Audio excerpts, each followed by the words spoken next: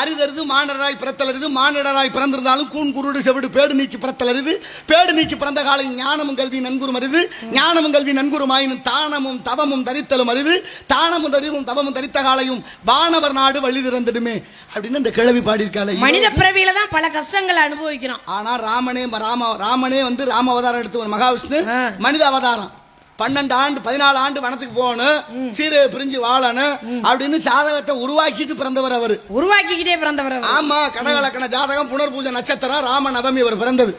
ஏன் கடகலக்கணத்துல பிறந்தாரு? கடகலக்கணத்துல ஏன் பிறந்தாருன்னா கடகலக்கணம் யாராருக்கு இருக்கோ அவங்க பூரா மனைவியோட சேர்ந்து வாழ மாட்டாங்க. அப்படி இல்ல, மனைவியால அதிகம் இன்பம் வாராது, இருக்கிறவங்க உண்டு. கணவனுக்கும் மனைவிக்கும் அதிக தொடர்பு. கல்யாணம் பண்றதே வந்து மனைவியும் கணவனும் ஒன்னா இருந்து இல்லறத்துல ஈடுபடணும், சந்தோஷமா இருக்கணும் தானே. அது மேச ரிஷபம் மிதுனம் கடகம் சிம்மம் கன்னி துலா விருச்சிகம் தனுசு மகரம் கும்பம் மீனம் 12 ராசி.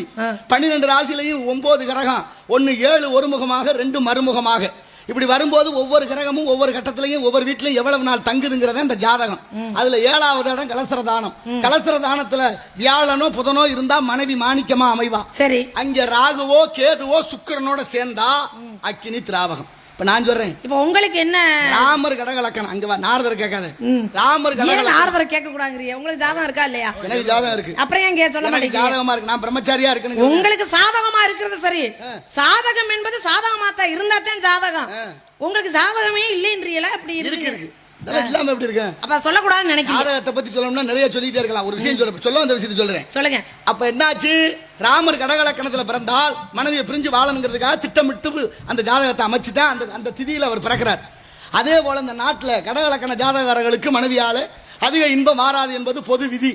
பாரு, கர்ம வீரர் காமராஜர் கடகலக்கணம், தியாகச்சுடர் இந்திரா காந்தி அம்மையார் கடகலக்கணம், நம்ம நாடக நடிகர்ல தேவி சண்முகம் கடகலக்கணம், எங்க ஐயா வாரியார் சுவாமிகள் கடகலக்கணம், கவிராஜன் கடகலக்கணம். அப்படின்னா இதெல்லாம் இயல்பான பொது விதி. ஆனாலும் அதையும் மாத்தி அமைக்கிற வல்லமை யாருகிட்ட இருக்கு? முருகன் ஒரு ஆளுகிட்ட இருக்கு.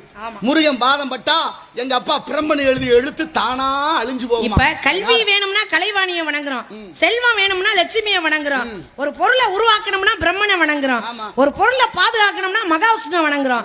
ஆனா இது எல்லாமே வேணும்னு நாம நினைச்சோம் அப்படின்னா முருகனை மட்டுமே வணங்க வேண்டும். அதனாலதான் அவரை வணங்கினாலே எல்லாமே கிடைக்கும். சுக்குக்கு மிஞ்சிய மருந்து கிடையாது, சுப்பிரமணியனுக்கு மிஞ்சின கடவுளும் கிடையாது.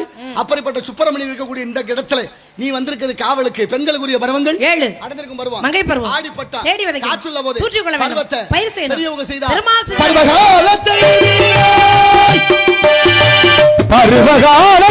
வீணாய் அம்மா